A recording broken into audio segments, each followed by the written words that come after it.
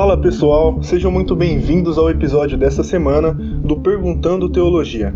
Meu nome é Lucas Alexandre e quem responde as nossas dúvidas, as nossas perguntas relacionadas à teologia no geral é o teólogo e professor na área do ensino bíblico, Tiago Jordão. Tudo bem, Tiago? Tudo bem, Lucas? Um prazer estar aqui participando de mais um episódio do Perguntando Teologia. Muito bem, Tiago. A pergunta de hoje é uma dúvida muito comum que muitas vezes nós, cristãos, somos questionados, que é sobre a existência de Deus. Nós não precisamos ir muito longe, para se deparar com debates relacionados a esse assunto, e é muito interessante ver a diversidade de formas como as pessoas tentam provar a existência de Deus. Uns tentam usar bases bíblicas, outros bases científicas, mas a grande pergunta é, de fato, é possível de alguma forma provar a existência de Deus?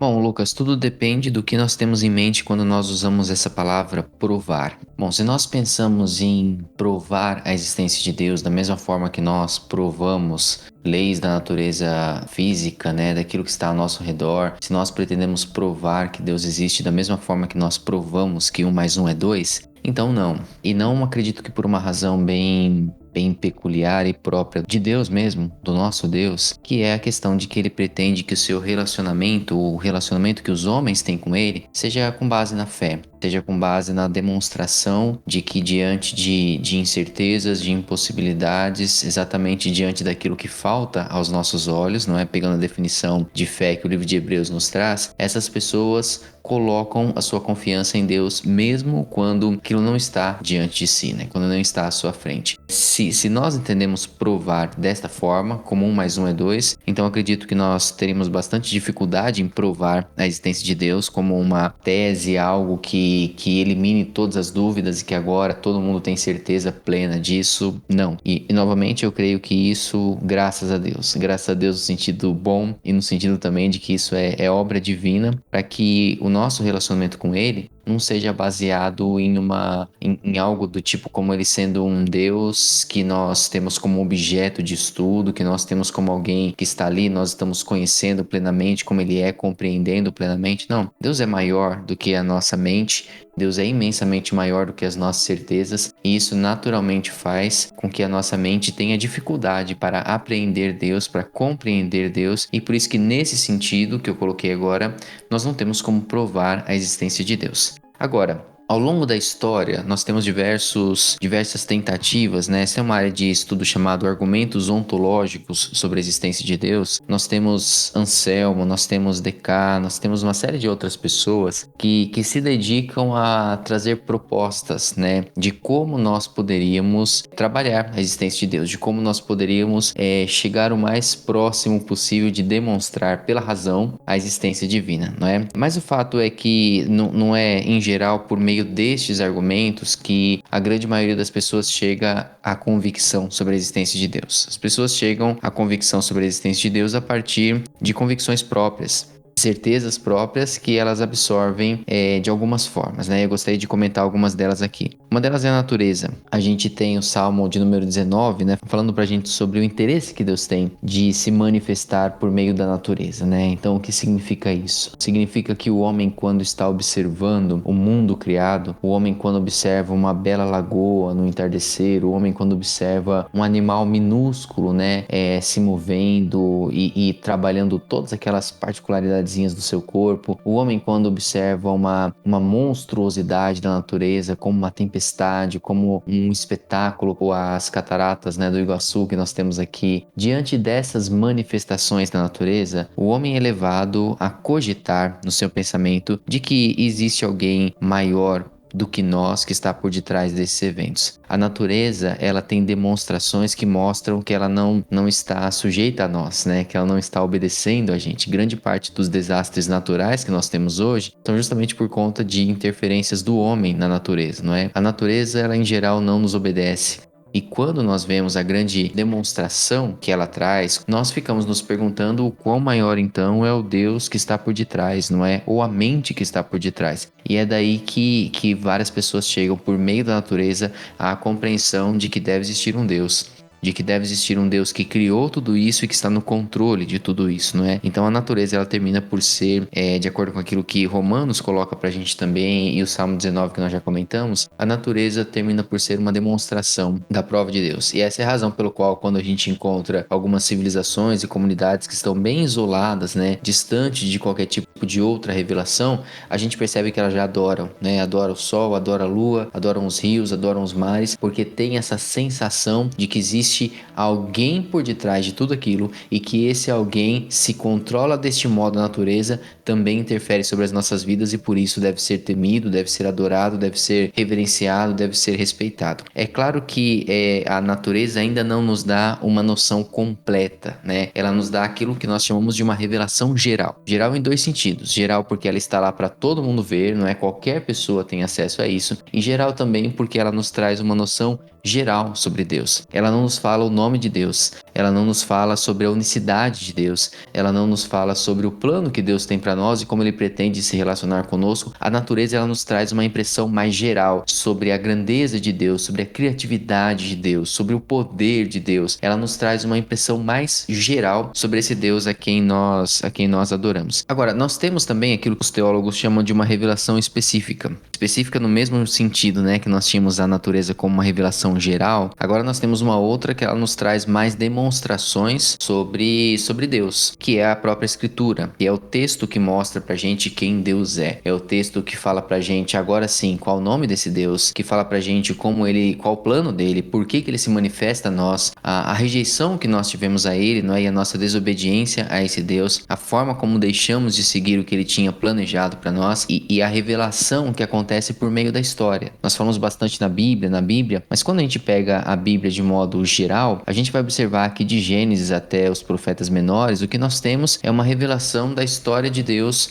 por meio de um povo, não é? A aliança que Deus estabelece com o povo de Israel, pretendendo a partir daí alcançar todas as nações, não é? Vamos lembrar da promessa que ele faz para Abraão: em ti serão benditas todas as nações da terra. E ele vai desde aqueles primeiros homens com Abraão, com Jacó, com José, ele vai manifestando quem ele é. Percebe que chega em Moisés e Moisés ele não tem uma noção clara sobre quem é esse Deus, sobre o que esse Deus pretende. Então Deus vai se revelando naquilo que os teólogos colocam como uma revelação progressiva e cada vez mais Deus vai mostrando para essas pessoas quem ele é, qual o seu plano, até que quando o povo está estabelecido na terra prometida e recebe os profetas, o povo agora passa a ter uma noção clara sobre quem Deus é, sobre o que Deus pretende para a vida deles. Então agora nas escrituras nós temos sim uma revelação muito mais específica de Deus. Por isso que a Bíblia se torna aquilo que nós chamamos de revelação específica, né? O modo de conhecer a Deus, o modo de entender quem é esse Deus. E até hoje nós fazemos isso. Até hoje é por meio das escrituras que nós conhecemos esse Deus. Mas percebe que na sua pergunta, Lucas, a gente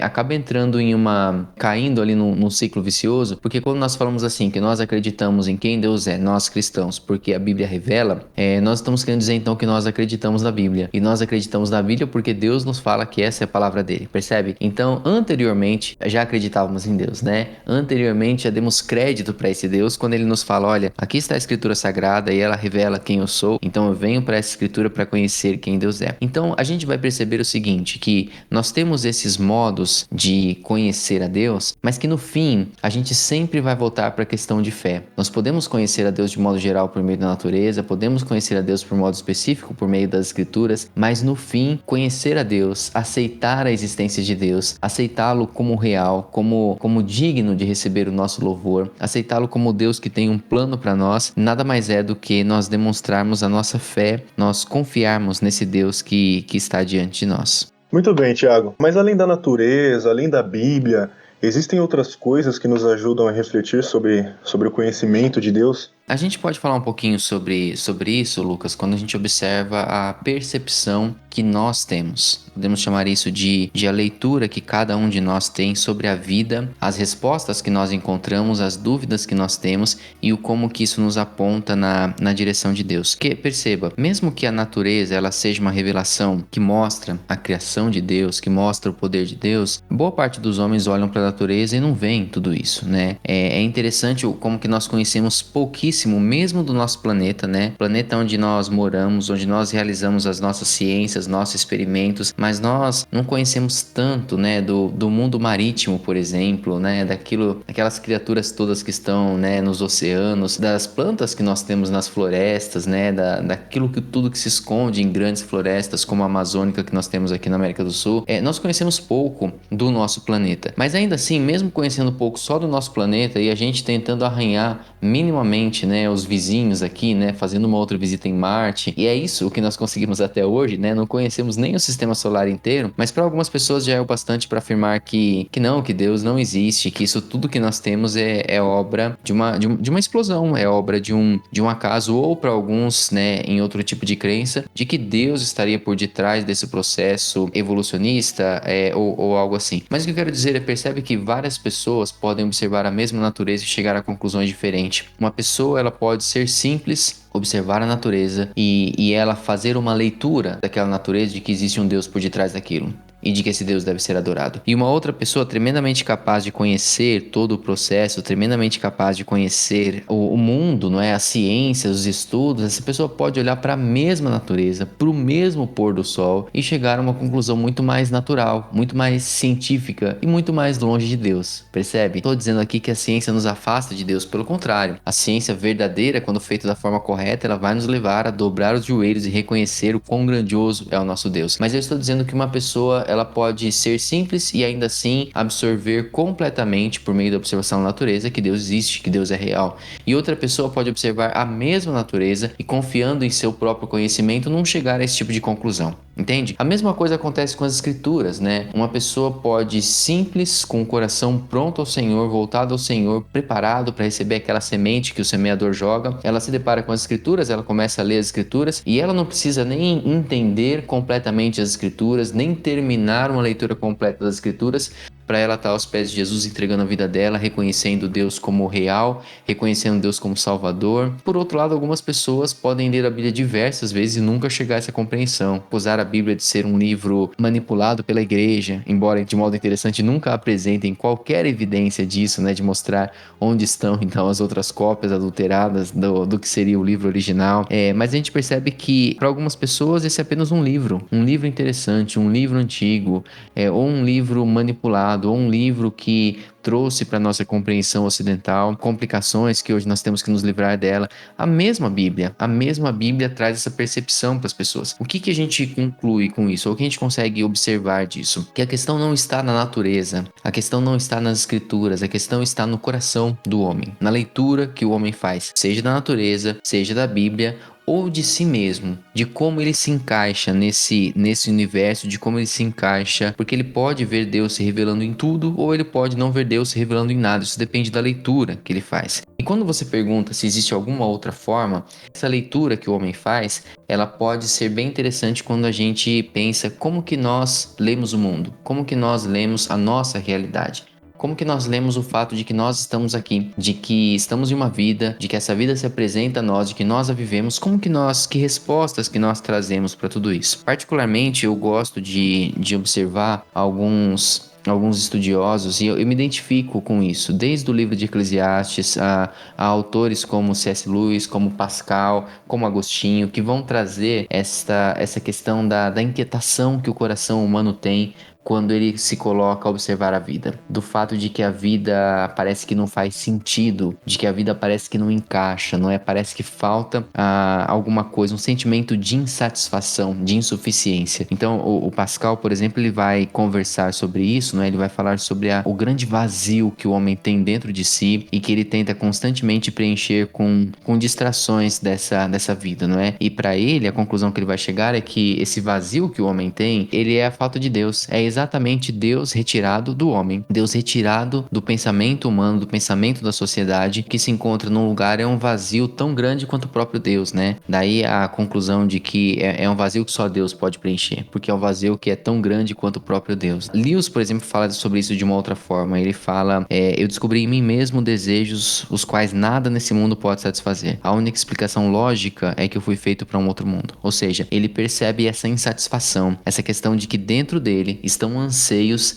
que nenhuma experiência que ele conhece aqui na Terra consegue satisfazer. E por isso que eu citei o autor de Eclesiastes, porque Eclesiastes a gente percebe muito bem isso acontecendo. O autor que vai, que experimenta os prazeres, experimenta a sabedoria, experimenta os amores, experimenta a riqueza, e tudo isso ele experimenta intensamente, mas ele sai de lá frustrado, não é? Na vaidade de vaidade, não porque essas coisas são ruins, ele mesmo reconhece que não são, mas porque essas coisas são incapazes de satisfazer o coração dele, são incapazes de trazer um sentimento de completude, era isso que eu estava buscando. E por isso que o Lewis fala, então se eu tenho esses desejos, mas nada aqui neste mundo preenche esses desejos, então eu fui feito para algum outro mundo, onde esses desejos podem ser contemplados, né? Onde esses desejos podem ser satisfeitos. Então essa ideia que a gente tem esses homens trazendo, o autor de Eclesiastes, Lewis, Pascal, é uma ideia que nos mostra o Deus sendo percebido por meio da insatisfação, por meio da inconformidade, né, diante dessa vida que nós temos. Então, percebe? A gente pode falar sobre várias ferramentas, deixa eu colocar assim, que podem nos levar para essa sensibilidade sobre a existência de Deus, ou que podem nos encaminhar para a existência de Deus, como a natureza, como as escrituras, como a observação que o homem faz sobre a própria vida, mas no final, nós sempre vamos chegar em um Deus que é percebido não por meio de uma equação, em um Deus que é percebido não por meio de um argumento irrefutável, mas um Deus que escolheu ser percebido por meio do exercício de fé, por meio do exercício de confiança. Um Deus que escolheu que os seus adoradores fossem aqueles que se chegassem para ele, não porque ele é a coisa mais lógica e mais óbvia do universo, mas porque mesmo diante da falta de argumentos, mesmo diante da falta de convicções, entendem que Deus é o melhor argumento que eles têm, que Deus é a melhor convicção que eles têm, e por isso se entregam a esse Deus num pedido para que ele seja o seu Deus, seja o seu Salvador, e se rendem ao plano que esse Deus tem para suas vidas. Muito bem, Thiago. Quero te agradecer por mais uma pergunta, por mais uma dúvida respondida. E para os nossos ouvintes, quero lembrar que nós disponibilizamos novos episódios todas as sextas-feiras. Muito obrigado pela sua participação até aqui e nos vemos na próxima semana.